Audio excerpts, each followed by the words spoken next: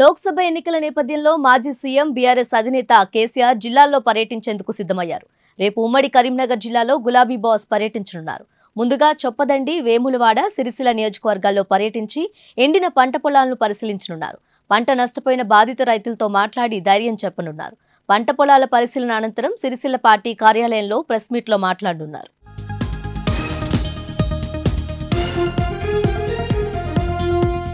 గత నెల 31న పొలంబాట్లో భాగంగా జనగామ, సూర్యాపేట జిల్లాలో కేసీఆర్ పర్యటించారు.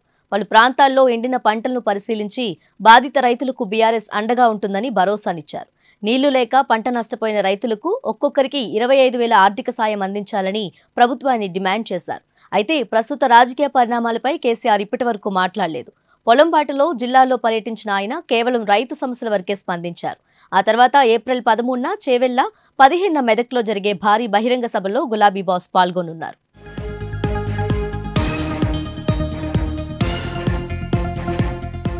ఇక ఇదే అంశంపై మరింత సమాచారం మా ప్రతినిధి ప్రశాంత్ అందిస్తారు. చెప్పండి ప్రశాంత్, రేపటి నుంచి ప్రారంభమయ్యే గులాబీ బాస్ పర్యటన వివరాలేంటి? కేసీఆర్ రేపటి నుండి ప్రజాక్షేత్రంలో అడుగుపెట్టబోతున్నారు. మనం గత 2 రోజుల క్రితం చూసాం, ఏదైతే నల్గొండ, అదేవిధంగా సూర్యాపేట ఈ యొక్క జిల్లాలకు సంబంధించి రైతు బాట, ఏదైతే రైతుల యొక్క కష్టాలు, అదేవిధంగా రైతులకు సాగునీరు అందించడంలో కాంగ్రెస్ పార్టీ అనుసరిస్తున్న విధానాలు, వీటన్నిటి అంశాలకు సంబంధించి ఎండగట్టే ప్రయత్నం చేశారు.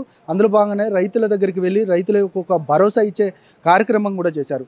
ఇక ఏదైతే రేపు ఉమ్మడి కరీంనగర్ జిల్లాకు సంబంధించి చొప్పదండి, అదేవిధంగా సిరిసిల్ల, వేములవాడ ఈ ప్రాంతాలకు సంబంధించి ప్రధానంగా అక్కడ రైతులు ఏ విధంగా ఇబ్బంది పడతా ఉన్నారు, రైతులకు ఒక భరోసా ఇచ్చే కార్యక్రమానికి పూనుకుంటున్నారు. రేపు ఉదయం 8 గంటలకు ప్రారంభం కానుంది. 8 గంటల నుండి ప్రధానంగా మొట్టమొదటిగా చొప్పదండి, తర్వాత సిరిసిల్ల, తర్వాత వేములవాడ ఈ యొక్క ప్రాంతాలలో ఆయన పర్యటించనున్నారు.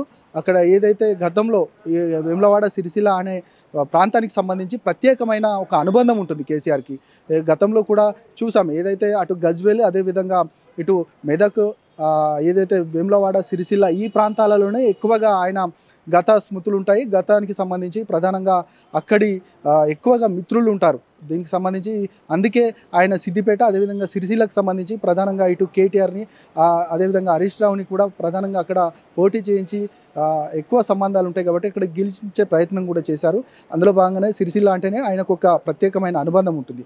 ప్రధానంగా అక్కడ ఏదైతే గతంలో ప్రాజెక్టుల విషయానికి సంబంధించి ఇటు మల్కాపేట రిజర్వేరు, అదేవిధంగా ప్రధానంగా ఎల్లంపల్లి ప్రాజెక్టుకి సంబంధించి ఆ ప్రాజెక్టుకు ఆనుకుని ఉన్న అనుబంధ ప్రాజెక్టులలో కూడా పూర్తిగా నీరు లేదు. ఆ నీరుకు సంబంధించి ప్రధానంగా సాగునీటికి సంబంధించి రైతులు చాలా ఇబ్బందులు ఎదుర్కొంటున్నారనే అంశానికి సంబంధించి ఇక ఏదైతే రైతులకు సంబంధించి భరోసా ఇచ్చే కార్యక్రమం చేస్తూ ఉన్నారు. లోక్సభ ఎన్నికలు వస్తున్న నేపథ్యంలో ఇక ప్రధానంగా రైతు, అదేవిధంగా నీరు చుట్టే ఈ యొక్క ఈ ఎన్నికల ఎజెండాగా ఉండబోతుంది. ఎన్నికలలో ప్రధానంగా రైతు ఎజెండానే ముందు పెట్టి ఖచ్చితంగా ఎన్నికలకు వెళ్ళాలనేది కూడా కేసీఆర్ భావిస్తూ ఉన్నారు.